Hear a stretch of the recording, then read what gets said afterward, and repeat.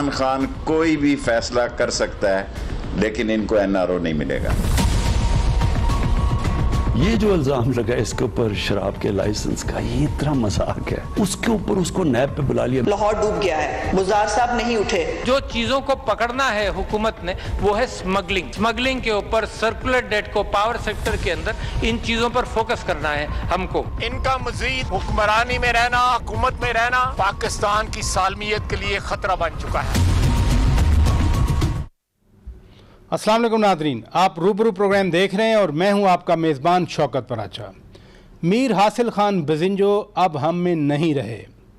उनकी वफ़ात से पाकिस्तान की सियासत में जमहूरियत की जद्दोजहद, शराफत की सियासत और एतदाल पसंदी में यकीनन एक खला पैदा हो गया है।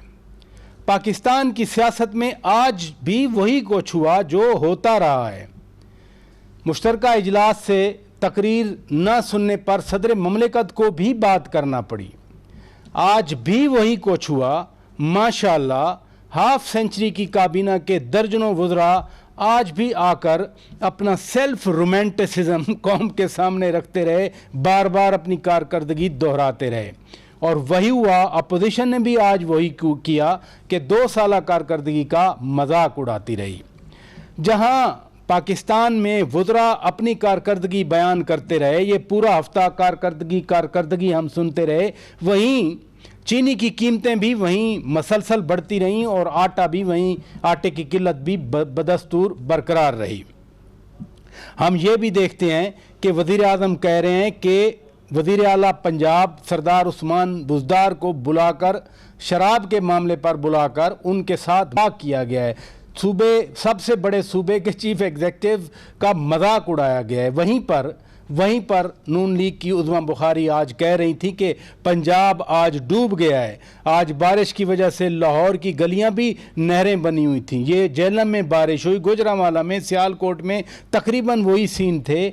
लेकिन उज़्मा बुखारी कह रही थी कि उस्मान बुज़दार तो उठे भी नहीं हैं। ये हमारे मौज़ूआत हैं। बहुत मुअज़्ज़ज़ मेहमानों को आज हमने ज़हमत दी है, तारफ़ करा देते हैं। हमारे साथ मौजूद हैं लेफ्टिनेंट जनरल अब्दुल कादिर बलोच, साबिक़ गवर्नर बलूचिस्तान, साबिक़ वफाकी वज़ीर, नून लीग के रहनुमा हैं। हमारे साथ मौजूद हैं जनाब एजाज़ुल हक़ साहब, मुस्लिम लीग ज़िया के सदर हैं। और इसी तरह हमारे साथ मौजूद हैं बैरिस्टर अली ज़फ़र साहब, साबिक़ वज़ीर कानून हैं, PTI के रहनुमा हैं। तीनों मेहमानों का बहुत शुक्रिया। बलोच साहब, आज आपने देखा सदर ममलिकत का खिताब था। सदर ममलिकत तो पूरे ममलिकत के सदर हैं। अपोजिशन ने वही हंगामा किया, उसी तरह का शोर शराबा हुआ। सदर ने खुद भी बात की और इमरान खान भी 2 दिन पहले कह गए कि ये इसलिए शोर करते हैं, इसलिए दबाव डालते हैं कि मैं इनको NRO दूं। मैं कभी इनको NRO नहीं दूंगा। बिस्मिल्लाहिर्रहमानिर्रहीम। पराचा साहब, मैं मुख्तसरन कमेंट करना चाहूँगा। सबसे पहले तो रब पाक से मेरी दुआ है कि अल्लाह ताला हासिल बिज़िंजो साहब के दर्जात को बुलंद करे, उनको जन्नत फ़िरदौस में जगह नसीब करे। एक अज़ीमुल मर्तबत वालिद के वो फ़र्ज़िंद थे। सियासत में उनका बड़ा प्रोमिनेंट किस्म का किरदार था। उनकी बड़ी कंट्रीब्यूशन थी। सियासत को सही तौर पर समझने वाले थे और जिस तरह उनके वालिद मफाहमत की सियासत करते थे और लॉजिक की सियासत करते थे और मुल्क की मफाद की सियासत करते थे, हासिल बिज़िंजो ने भी जहाँ पर ज़रूरत महसूस की मुल्क की मफाद की, वहाँ पर अपने ज़ात को एक तरफ रख के वो सियासत करते रहे। हमारे नजराना अकीदत उनको पेश हो। बहुत अफसोस है, बहुत दुख है हमें उनके जाने का। और एक ऐसी खला पैदा हो गई है कि उसको भरना बहुत मुश्किल है। ख़ास कर बिज़िंजो फैमिली की एक बहुत बड़ी कंट्रीब्यूशन है। प्री पार्टीशन डे से आज तक हासिल साहब की आज 6:30 बजे जो मौत हुई है, उस वक़्त तक उनका बड़ा किरदार था, बड़ा हिस्सा था बलूचिस्तान की सियासत में। इसके बाद हमें फ़िलहाल अल्लाह करे कोई जवानों में कोई आदमी सामने आ जाए और इस फैमिली की सियासत को आगे ले जाए। फ़िलहाल यहाँ पर मुझे इख्तिताम नज़र आ रहा है। अल्लाह करे इख्तिताम ना हो बल्कि इनकी कंटिन्यूशन हो। रह गया जहाँ तक NRO देने न देने का ताल्लुक़ है, ये बात मेरे समझ में नहीं आ रही है।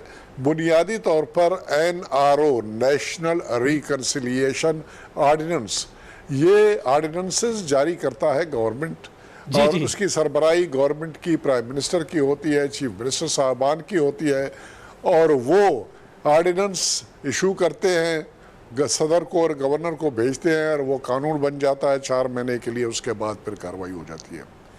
मैं हैरान हूँ, आज तक गवर्नमेंट का एक आदमी भी ऐसा, मैं मीडिया के साथ रहता हूँ, ये 2 साल के अरसे में मैंने एक आदमी के बारे में नहीं सुना कि गवर्नमेंट के लोगों ने कहा हो कि इन्होंने NRO मांगा और हमने इनकार कर दिया। पता नहीं कौन मांग रहा है इनसे, और ये क्यों इनकार कर रहे हैं, क्या है क्या नहीं है। जनरल साहब, गुजारिश है, हुकूमत की परसेप्शन है, हुकूमत की परसेप्शन है कि जब अपोजिशन दबाव डालती है, हमारी तकरीरें नहीं सुनती, आज भी सदारती खिताब के दौरान अपोजिशन बाहर चली गई, तो वो ये समझते हैं कि हमसे रायत मांग रहे हैं, वो चाह रहे हैं कि हम उनका एहतसाब ना करें, अकाउंटेबिलिटी से हाथ पीछे खींच लें। ये हुकूमत की परसेप्शन है। प्राचा साहब, ये एक अजम्पशन है, एक मफरूज़ा है जो उन्होंने अपने दिल में रखा हुआ है।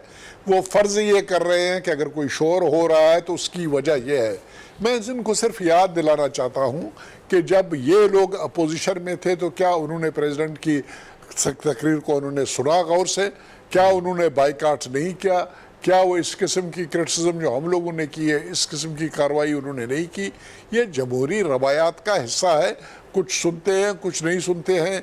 वजह बाइकाट करने का, बाहर निकलने का ये है कि ये हुकूमत मेरे ख्याल के मुताबिक, मुमकिन है मैं गलत हूँ तो आप मेरी तस्दीक कर दें, एक भी ऐसी बात नहीं है जिसको फ़ख्रिया तौर पर ये पेश कर सके कि इस 2 साल में हमने मुल्की निज़ाम में ये कंट्रीब्यूशन की जिसके ऊपर हम फ़ख्र कर सकते हैं। चलें जनरल साहब, इधर रुकिएगा, मैं कारकर्दगी पे आता हूँ, मैं कारकर्दगी पे आता हूँ जनरल साहब, मैं कारकर्दगी पे आता हूँ, मैं कारकर्दगी पे आता हूँ, मैं आपके पास आता हूँ। इजाज़ुल हक साहब, नून लीग आज कह रही थी, जैसे फवाद चौधरी ने 2 दिन पहले कहा कि ये वज़ीर आज़म ना खाता है ना खाने देता है, नून लीग ने कहा कि जी ये ना सिर्फ खुद खाता है, खाने भी देता है, तहकीकात भी कराता है, रिपोर्ट भी जारी करता है और फिर मुल्क से जाने भी देता है। मेरा सवाल आपसे ये नहीं है, नून लीग कह रही है कि जी ये हुकूमत का रहना मुल्क की सलामती को खतरा है, वाकई ये मुल्क की सलामती के लिए खतरा है ये हुकूमत?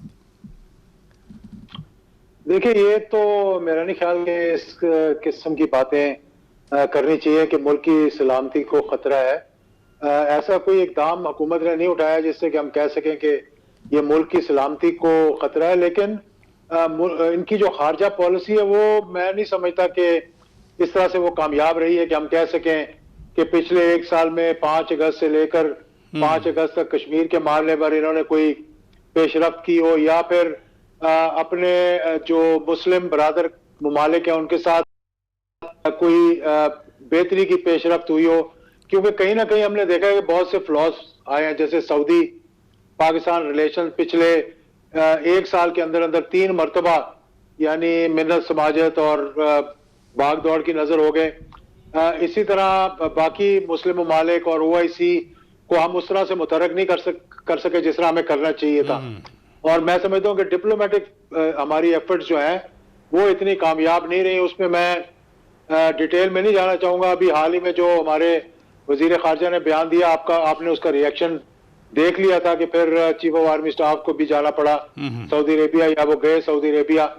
तो ये सारी चीज़ें हैं। तो इसके साथ साथ मैं भी जनरल साहब ने बात की, हासिल बजिंजो साहब के साथ मैंने बड़ा काम किया है, खासतौर पर धरने के दौरान। तो एक मैंने देखा कि बड़े दबंग सियासतदान थे और अपनी जो बात थी वो बड़ी खुलकर उसका इजहार करते थे।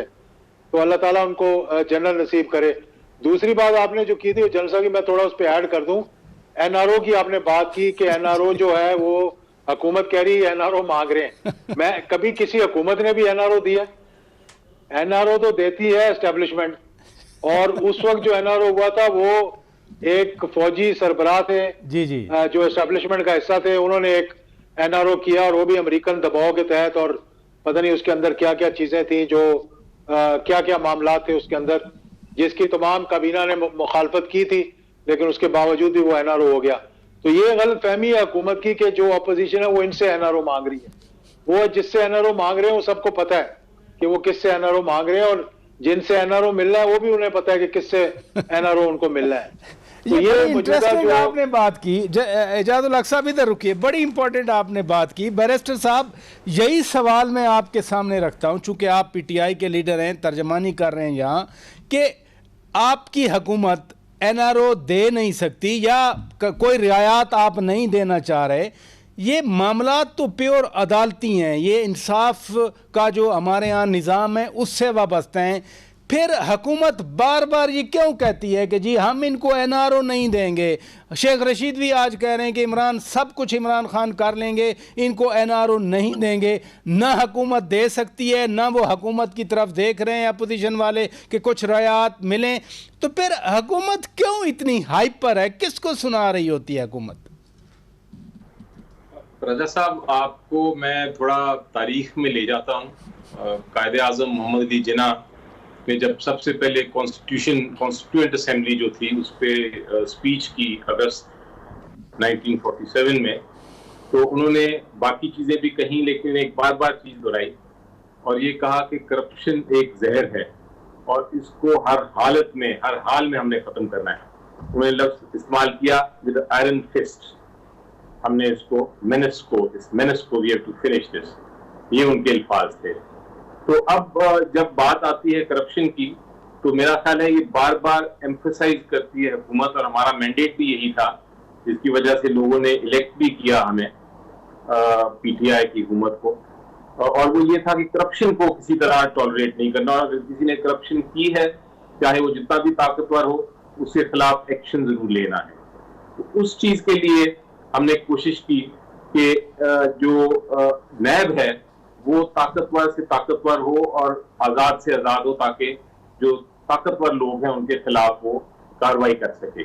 अब जहां तक एनआरओ का ताल्लुक है, एनआरओ का एक लफ्ज बन गया है। जी एनआरओ का मतलब अब सिर्फ ये नहीं सर, है एक सिंपल है कि रियायत देनी है, आपने सख्त हाथ नहीं रखना जी, आपने रियायत नहीं देनी। जी। अब वो जो आपको एक टिपिकल एग्जांपल नजर आया साफ, मेरा ख्याल है उसमें कोई डाउट नहीं रहना चाहिए कि जब बिल आए थे फेटफ के पार्लियामेंट में और वो बिल पास करने की बात हो रही थी, तो साथ ही नैब का एक ऑर्डिनेंस की अमेंडमेंट की भी बात हुई, और जो जिस किस्म की डिमांड्स आई थी या प्रपोजल आया था, उसको आप जो कुछ भी कह लें ऑपोजिशन की तरफ से, उसके अंदर जो शिकें थी कि आप नैब के कानून को अमेंड करें, वो शिकें जो थी, जो रिक्वेस्ट थी, जो प्रपोजल था, वो एनआरओ के बराबर था।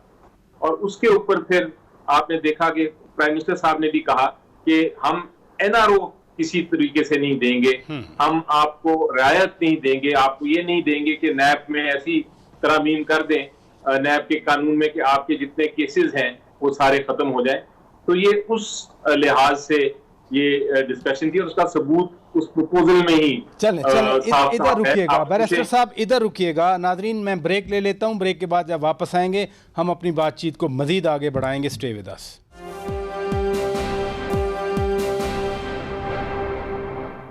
वेलकम बैक नाजरीन, रूबरू प्रोग्राम आप देख रहे हैं। साहब, हम बात कर रहे थे एहतसाब के हवाले से। बैरिस्टर साहब ने उस मसवदे की बात की जो अपोजिशन ने नैब कवानीन में तरामीम के हवाले से पेश किया था, लेकिन मरियम नवाज साहिबा लाहौर में आई, पथराव हुआ, गाड़ी के शीशे टूटे, बुलेट प्रूफ गाड़ी में पत्थर लगने से और नून लीग कहती है गोली लगने से। लेकिन शेख रशीद आज कह रहे थे कि मरियम साहिबा खुद पथराव कर रही हैं ताकि एहतसाब से वो बच सकें। घूम फिर के बात तो वही अकाउंटेबिलिटी, वही एहतसाब, हिसाब देने की है। पराचा साहब, मैं तो वकील साहब, बैरिस्टर साहब के बैरिस्टर होते हैं, हमेशा वो अपनी बात को लॉजिकल बनाने की कोशिश करते हैं ताकि अपील कर सके।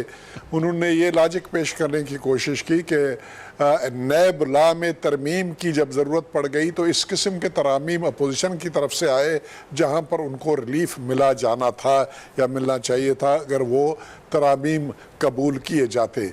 मैं अखबार भी पढ़ता हूँ कंटिन्यूसली और ख़बरें भी देखता हूँ टेलीविज़न के साथ। हमें कोई इस किस्म की चीज़ सामने कौम को नहीं बताया गया।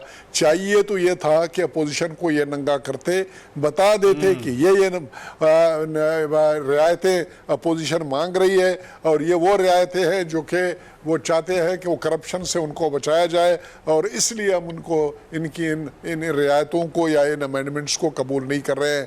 और इसी के ऊपर आपको बहस मुबाहिसा चलाना चाहिए था अपने टॉक शोज में, एंकर्स को। इस किस्म की चीज़ मेरे ख्याल में इतने बड़े लेवल पर नहीं आई। चाहिए यह था कि इसको अच्छी तरीके से उछालते बजाय एनआरओ करने के। इस पॉइंट को यहाँ पर मैं छोड़ देता हूँ। रह गया शेख रशीद को मैं विद ऑल द रिस्पेक्ट और रिगार्ड, बड़े पुराने सियासतदान हैं, आजकल वो अपने आप को बुज़ुर्ग सियासतदानों में भी शुमार करते हैं और हर हुकूमत का हिस्सा रहे हैं माशाल्लाह। हर हुकूमत उनको बिल्कुल ठीक लगती रही है, चाहे वो इस तरफ का हो या उस तरफ का हो। उनके बातों को मैं ज़्यादा संजीदा नहीं लेता हूँ। और ये कह देना कि उन्होंने अपनी गाड़ी के ओर पथराव कराया कि वो एनआरओ ले लें और रियायत ले लें करप्शन से, भाई वो उन्होंने तो जो कुछ करा है हुकूमत के ऊपर, हुकूमत को किसने रोका हुआ है? हुकूमत अपनी कार्रवाई करे, वो क्यों घबरा रही है कि पत्थर लगा उनकी जीप को? तो इस वजह से उसके केसेस को ख़त्म करना चाहिए। ये कोई लॉजिक नहीं बनता है। न इस किस्म का कोई डिमांड मुस्लिम लीग की तरफ से आ सकता है, न कोई साहिब अकल आदमी इस किस्म की डिमांड को सामने ला सकता है कि भाई हमारे लीडर के गाड़ी के विंड स्क्रीन के ऊपर गोली लगी या पत्थर लगा तो ये जस्टिफिकेशन हुआ कि उसके केसेस को ख़त्म किया जाए और उसको छोड़ा जाए। चलें, इधर रुकिएगा जनरल साहब, इधर रुकिएगा। शेख साहब ने इसको पेश करने की कोशिश की है। इधर रुकिएगा। शेख साहब के बयानात के ऊपर मैं दिलचस्पी के लिए अच्छा है, लोग एंजॉय करते हैं। इधर रुकिएगा बैरिस्टर साहब, जनरल साहब जो फरमा रहे हैं कि जो कार्रवाई आपने करनी है आप करें अदालत के सामने। मसलन नून लीग के कायद मियां नवाज शरीफ की फ़ोटो कल से पीटीआई लगा रही है, लंदन में उनके बेटे छतरी पकड़ के चल रहे हैं, लेकिन जहां अदालत इस्लामाबाद हाई कोर्ट कल भी मांग रही थी, आज भी मांग रही थी कि पंजाब हुकूमत रिपोर्ट दे, कोई रिपोर्ट नहीं गई, फेडरल गवर्नमेंट दे, कोई रिपोर्ट नहीं गई। फिर बारिश हो गई पंजाब में, सिंध में हो तो गवर्नर भी वहाँ पहुँचते हैं, वज़रा भी वहाँ पहुँचते हैं, और लाहौर में वैसे आप लाहौर बैठे हैं, आपने देखा होगा नहरें बह रही थी। तो ये वो कहते हैं ना कि जो एक एस्पेक्ट के लिए अच्छा है वही दूसरे एस्पेक्ट के what's good for gander must be good for goose. ऐसा क्यों नहीं होता? फिर असूल तो असूल होना चाहिए। ये असूल तो प्रिंसिपल तो ये बिल्कुल दुरुस्त आपने फरमाया, बड़ा पुराना प्रिंसिपल है और बड़ा मॉरल प्रिंसिपल है और इस्लामिक प्रिंसिपल है इक्वालिटी का, कि हर कोई हर जो कानून है वो हर एक के लिए बराबर है और यही होना चाहिए। आपने मरियम नवाज बीबी का एग्जाम्पल कोट किया कि वो नैब अदालत में गई और पथराव हुआ। अब मुझे नहीं पता कि वो पथराव किसने किया, क्यों किया, क्या वजह थी। इस पे मैंने पहले भी कहा है कि इंक्वायरी होनी चाहिए, क्योंकि हो सकता है ये पीएमएलएन के वर्कर्स ने ही किया हो सकता है किसी ने शैतानी की हो और उसका मकसद कुछ और। सर वैसे एक सवाल का जवाब नहीं आया बैरिस्टर साहब, आप तो माशाल्लाह बहुत बड़े वकील हैं। या तो वो गाड़ी बुलेट प्रूफ नहीं है, और अगर बुलेट प्रूफ है तो पत्थर से फिर वो शीशा बुलेट प्रूफ गाड़ी का नहीं टूट सकता। जी मैंने इस पे काफी एक्सपर्ट्स को पूछा था, अच्छा, अपनी सेटिस्फेक्शन के लिए कि ये हो सकता है कि पत्थर से भी बुलेट प्रूफ शीशे पे निशान पड़े। तो उन्होंने कोई ऐसा एक्सप्लेन किया था मुझे टेक्निकली कि कोई एंगल से स्क्रैच तो जरूर पड़ सकता है पत्थर से भी। तो अब ये पत्थर था क्या था वो मुझे इल्म नहीं, लेकिन मेरा प्रिंसिपल की बात ये है कि अगर आपको कोई बुला रहा है और नैब एक अदारा है जो कानूनी अदारा है, पीएमएल के जमाने का भी इदारा है, पीपल्स पार्टी के जमाने का भी इदारा है, कानून भी उसी वक्त का बना हुआ है। अगर वो बुला रहे हैं आपको, बेशक उन पे एतमाद हो या ना हो, आपके ख्याल से वो आपके खिलाफ गलत इन्वेस्टिगेशन कर रहे हैं, लेकिन कानून का ये तकाजा है और ये हर एक पे लागू होना चाहिए। आपने देखा कि चीफ मिनिस्टर साहब भी गए पंजाब के, जब उनको बुलाया गया तो कानून कहता है कि आप पेश हों, और पेश होने के बाद जब अदालत में मामला जाता है तो अदालत से जाके रिलीफ लें अगर आपके खिलाफ कोई गैर कानूनी बात हो रही है। ये बड़ी अच्छी बात की आपने बड़ी अच्छी बात की और एग्जाम्पल भी बड़ी अच्छी दे दी। इजाजुल हक साहब, चीफ मिनिस्टर पंजाब सरदार उस्मान को शराब के केस में बुलाया गया। वजीर आजम साहब खुद एतराज़ कर रहे हैं, वो कहते हैं कि जी सबसे बड़े सूबे के चीफ एग्जीक्यूटिव के साथ एक मजाक किया गया है।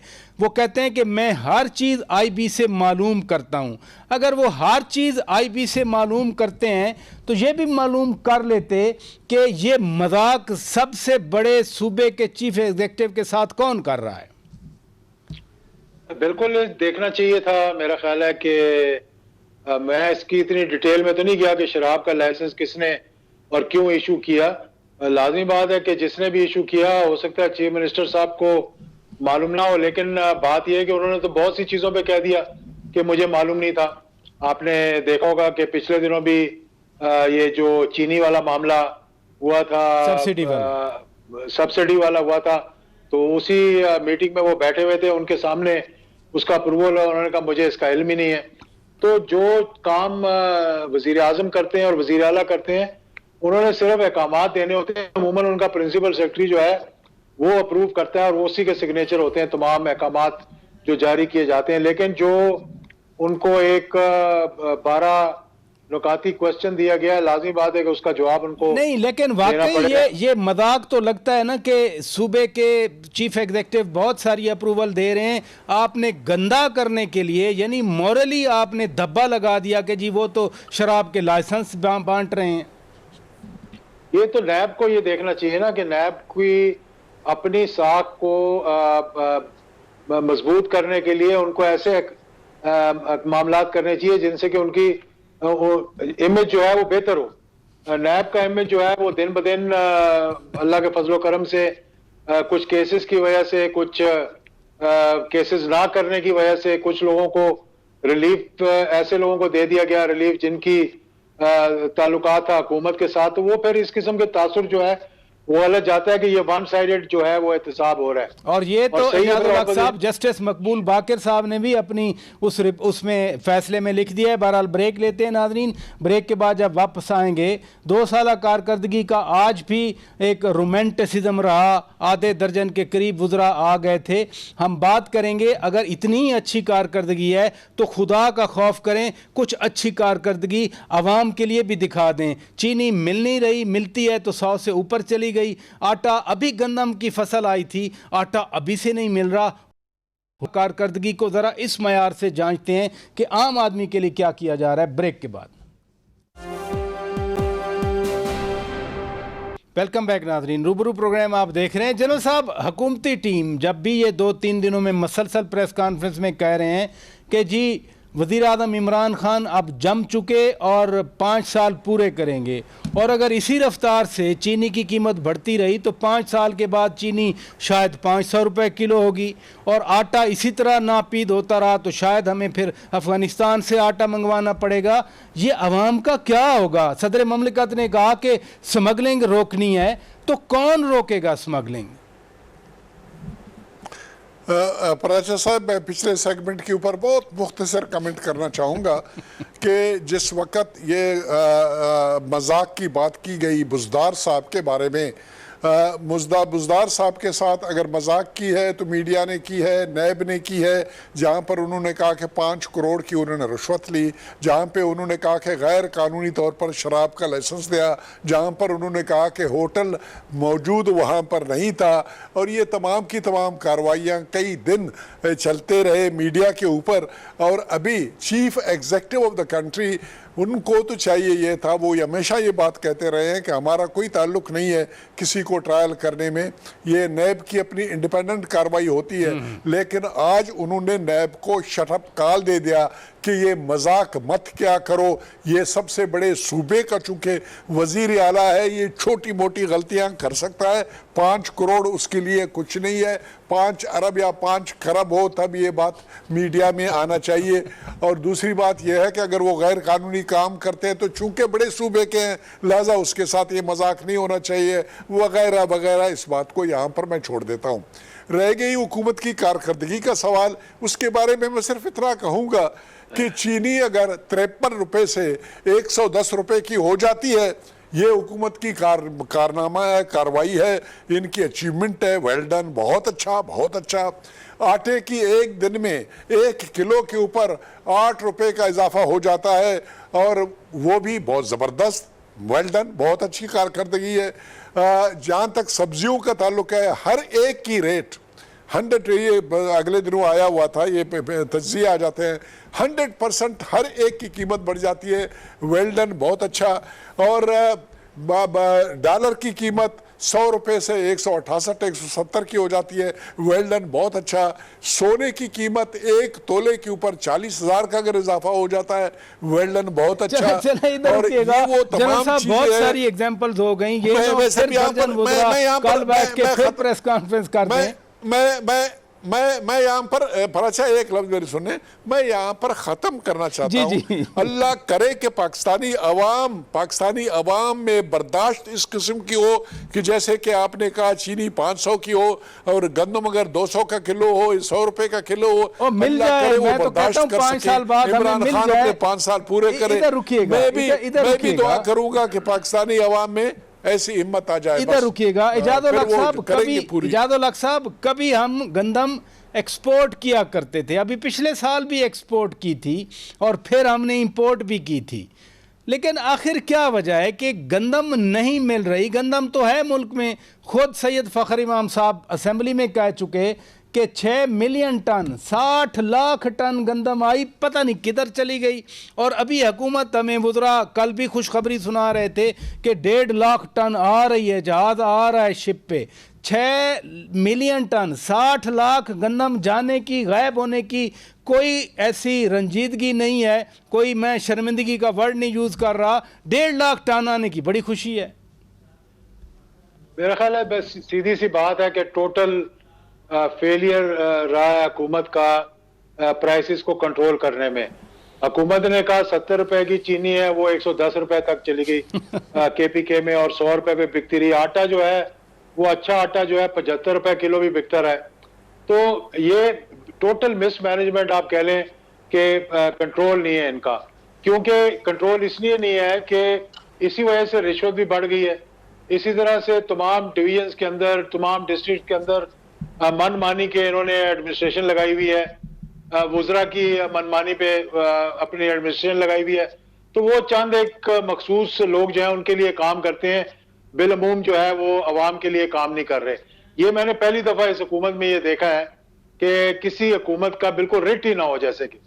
और इनको चाहिए कि कम से कम बजाय ऐलानात करने के, और अभी इनकी जो वुज़रा हैं और एक खातून वजीर हैं, अल्लाह ताला किसी से ये ना कलवाए, अभी कह रही हैं कि हम पता नहीं कितने लाख नौकरियां, 85 लाख या पता नहीं 76 लाख नौकरियां दे चुके और हमने कितनी नौकरियां देनी है। यानी कि हमें तो नजर नहीं आ रहा लोग बेरोजगारी से खुदकुशियां कर रहे हैं। एशियन डेवलपमेंट ने कहा है कि 15 लाख पाकिस्तानी नौजवान बेरोजगार हो चुके हैं और 22 लाख मजीद बेरोजगार होने का खतरा है। इधर से खुशखबरियां आ रही हैं। इधर रुकिएगा बैरिस्टर साहब, वज़ीर आज़म की एक्सप्लेनेशन आती है, वुज़रा की आती है कि एक माफिया है, माफिया के ख़िलाफ़ हम लड़ रहे हैं और माफिया की वजह से ये सारा क्राइसिस है।